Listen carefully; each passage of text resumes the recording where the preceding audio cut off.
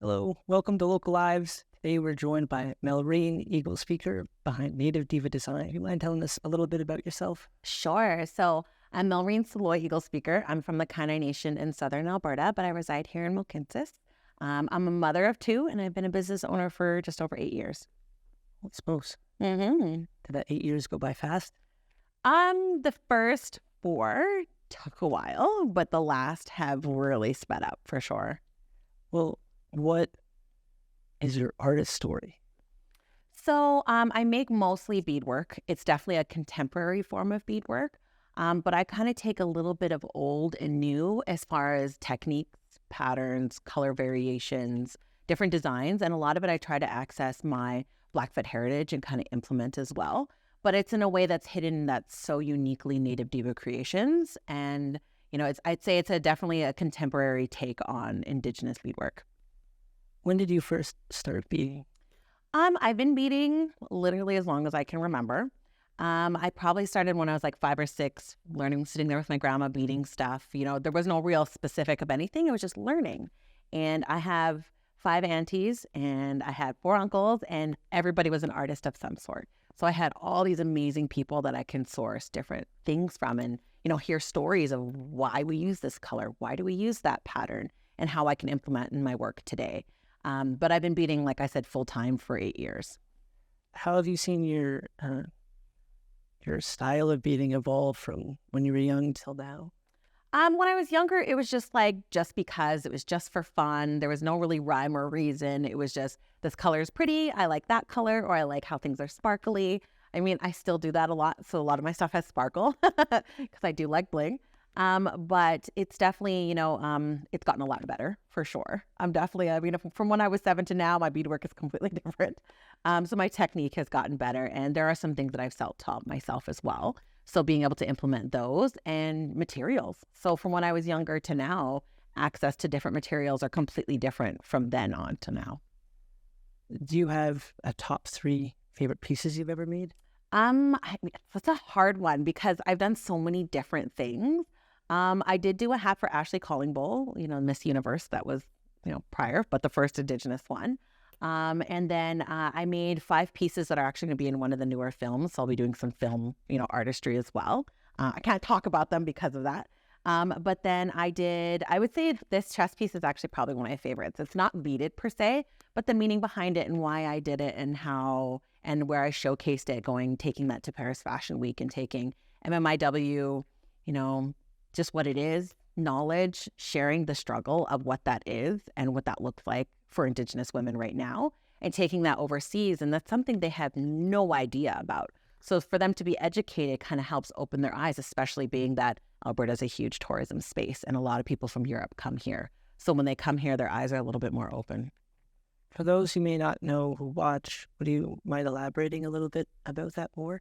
Yeah, so the chest piece is made from jingles for a jingle dress prior to them being rolled up because they become cones. That's how they make the sound on the regalia.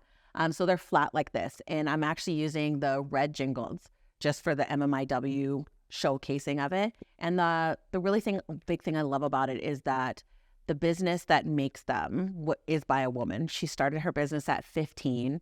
And she gives back to the different MMIW movements all across Canada. So it's another way of giving back and giving awareness at the same time and, supporting each other. How incredible was it to see that piece showcased at Paris Fashion Week? It was really emotional, honestly, to see that, like, knowing the work that I had to put into it, the knowledge that I'm putting into it, and then seeing that going somewhere overseas where people had no idea.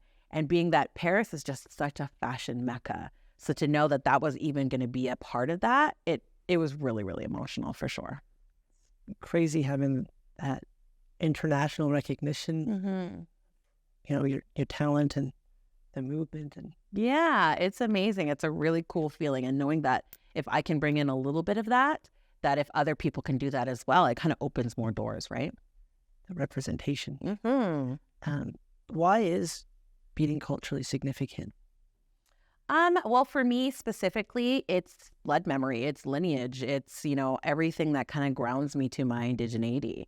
You know, using these patterns and these colors and different variations is something that like my ancestors have been using forever.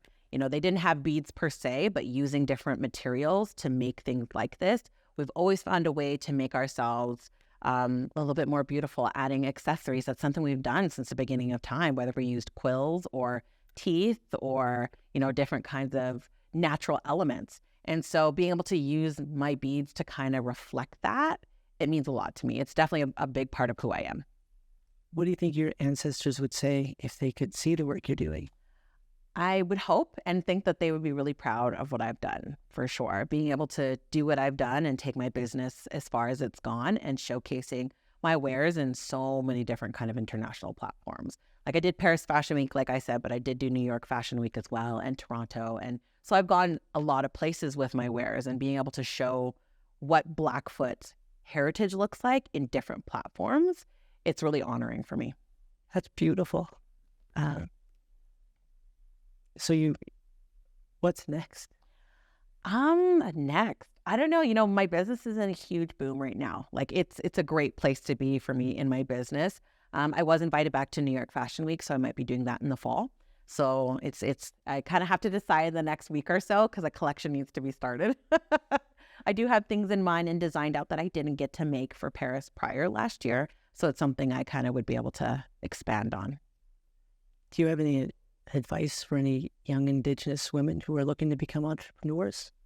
Yeah, I mean, find what you're passionate about, you know, because you never know what that one thing would be. You know, beading is something I did, really kind of started to go full time into and even thought of a business idea because I needed self-care. I was on maternity leave, and the only way I could have time to myself to be within my own thoughts and my own spirit was to be sitting and beading, because I can't bead while I'm angry. I can't bead while I'm frustrated. I can't bead while I'm, you know, thinking about a million things, because what I create won't be what I want. And I always try to bead with good intention. So being able to do that, it's something that I found that I was like, wow, you know, I enjoy beading. It gives me healing, and I want to give that back. So it was something I was passionate about that I evolved into a business. So it's really deciding what that business is and how that can inspire others. How important is beading to your sense of connection? It's big. I think that's my biggest connection to my indigeneity for sure. I mean, I don't dance powwow anymore just because of time and being able to do it and travel and do all those amazing things. But this kind of is my roots. Like this is, like I said, my blood memory, and this is what brings me back into community. It brings me into my family. It brings me everywhere. So it's definitely the biggest piece for me. On a totally different note, what was the inspiration for the name Native Diva Creations? When I was younger, let's just say I've always had a little extra sass, okay? And so when I was younger, one of my aunties used to call me Miss Diva forever. So it was one of those things that kind of came into play. So when I started my business, I was like, that is the hardest thing, is naming your business. Because I didn't want it to be so narrowed down to, I was stuck into making one thing, you know? Like if it was like earrings, that's all I could ever make, because that's what it would be. And so I wanted something that resonated, something that people remember, and something that still has a connection to me. So I just thought it makes sense. Native Diva Creations. That's who I am. I'm a little extra sass, and so is my work. No box.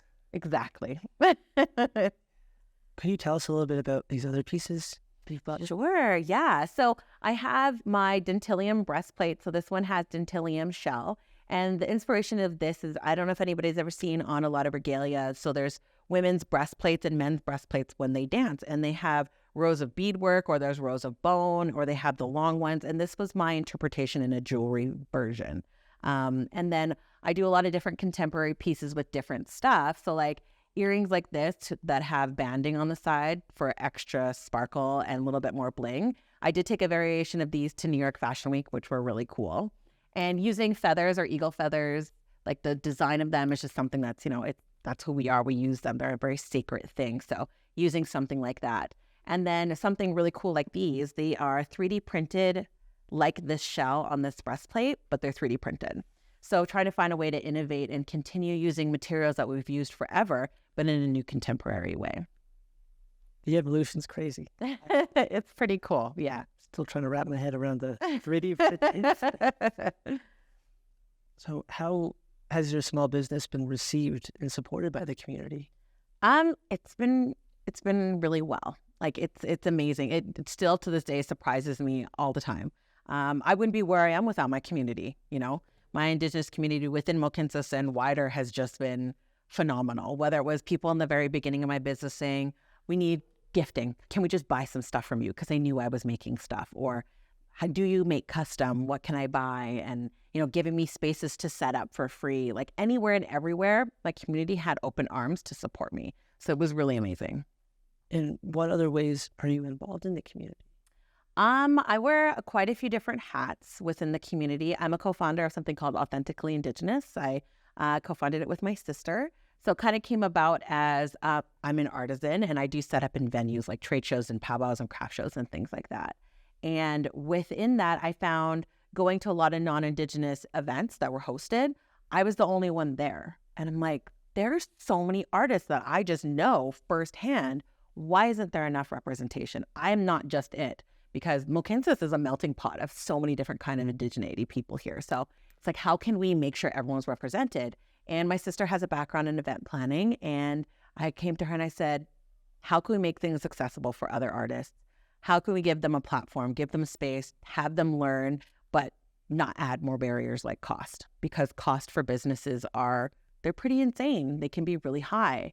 So we started 6 years ago and we've been going strong, and we set up markets and events throughout the city, and we keep it at low cost, as minimal as possible.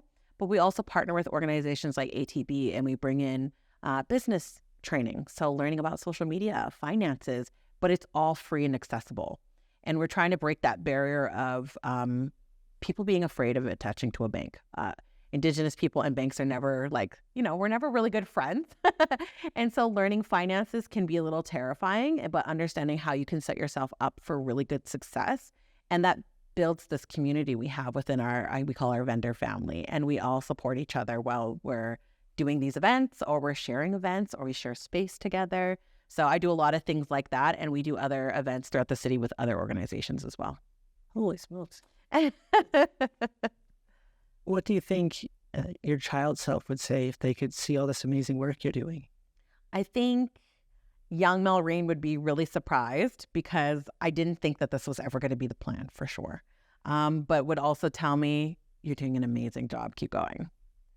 Now, what would you say to young Melrene? I would tell her there's going to be so many obstacles that are going to come in your way, but follow your passion, because that will take you to where you need to be. Wonderful. Thank you. What does cultural appropriation versus appreciation look like to you?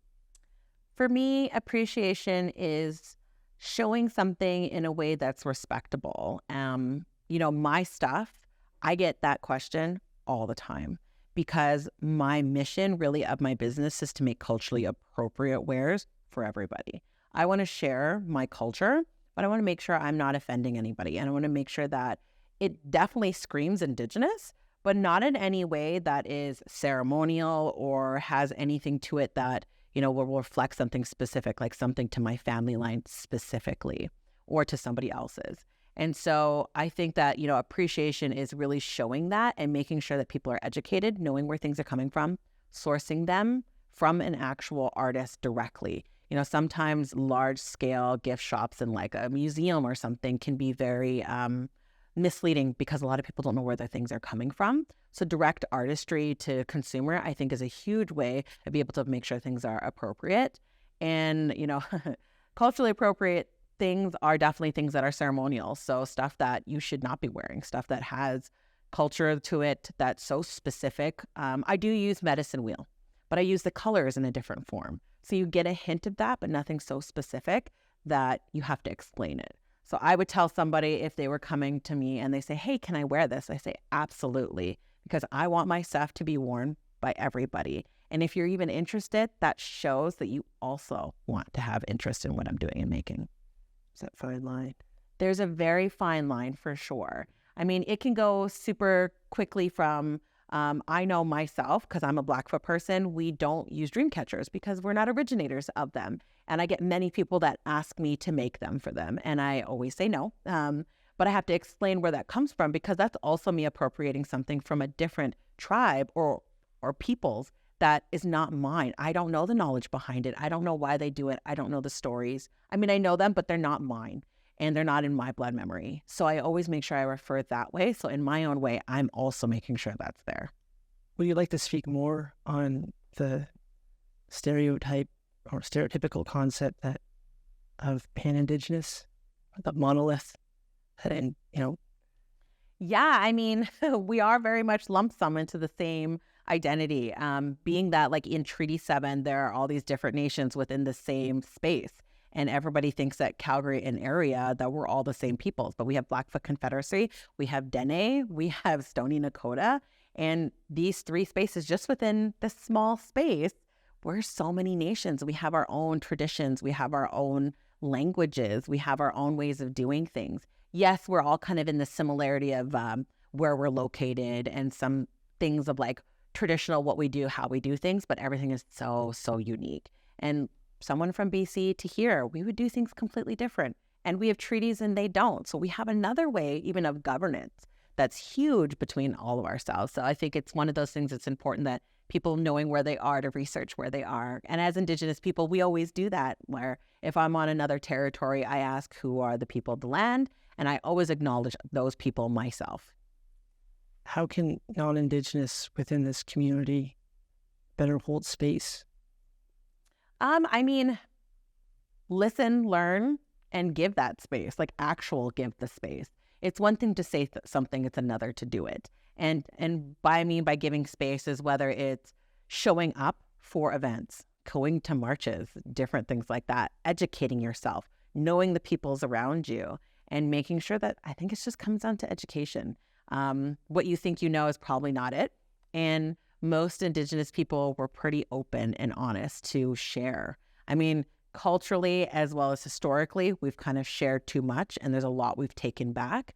But at the same time, we found a good way to kind of be able to share certain things with people that are not Indigenous that can help them better understand the peoples we are now. Thank you. I want to jump to what's it been like being an Indigenous woman as an entrepreneur? It's a little harder than you would think. I'm constantly having to prove myself of my knowledge for sure, as well as my business sense. I think that's something that I've consistently have to prove all the time. Being in a space with men, being in a space with non-Indigenous people in corporate spaces, really getting people to understand that we're a lot more than trauma and that we also know a lot more as well. And that we're on the same playing field and we're just as knowledgeable as everybody else.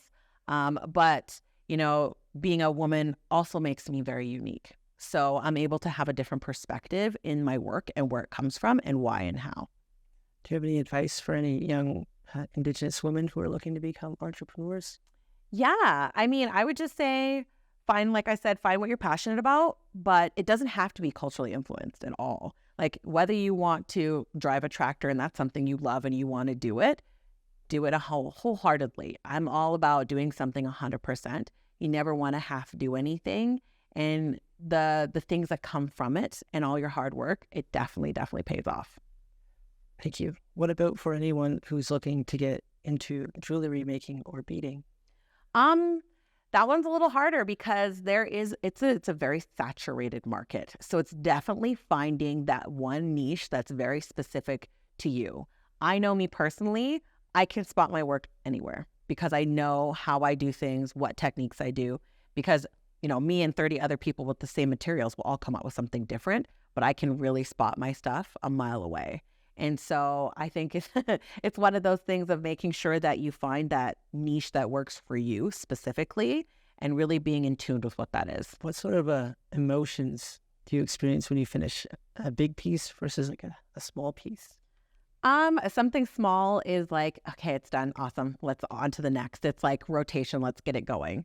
A lot of the larger scale stuff, I know the emotional toll that it took to make that. And it's such a sigh of relief, but it's also something that I get to like look that I know I created with my hands and where this is going to go. So it's a lot of pride when I finish something very large. Do you ever have a hard time letting go of any of your pieces? All the time. I want to keep everything. Because it's one of those things. Sometimes I create something that I just had never made before, and I just kind of I bead my way through it. It's a pattern that I wasn't sure of, and then I'm like, I really like that, but I don't want anybody else to have it, and I want to keep it. So sometimes it's really hard to kind of let things go, but I know that somebody else having it and enjoying it and sharing it is a lot more than me kind of keeping it to myself. Do you have like a routine, or I guess like a plan when you start beading? Yeah, I kind of decide on why I go through a lot of the times I go through inventory for sure. So I see what I have and don't have. And I like to leave a chunk of space and time for just creativity, because it's kind of like a factory line where if I'm making, let's say I'm making these feather earrings, I'm going to make at least 10 pairs of them. So I'm making just those before I go to, let's say, hoop earrings or something else. So I really plan out what I need as far as inventory is concerned, but I also leave space for just being able to be creative. Well, thank you so much. It's been an absolute pleasure having you. Thanks. Just wondering if you have anything else you'd like to share. I mean, I have many things happening. I really never know where I'm going to be or what I'm doing. And yeah, follow along and check out my journey. Absolutely. Thank you so much. That's it for us at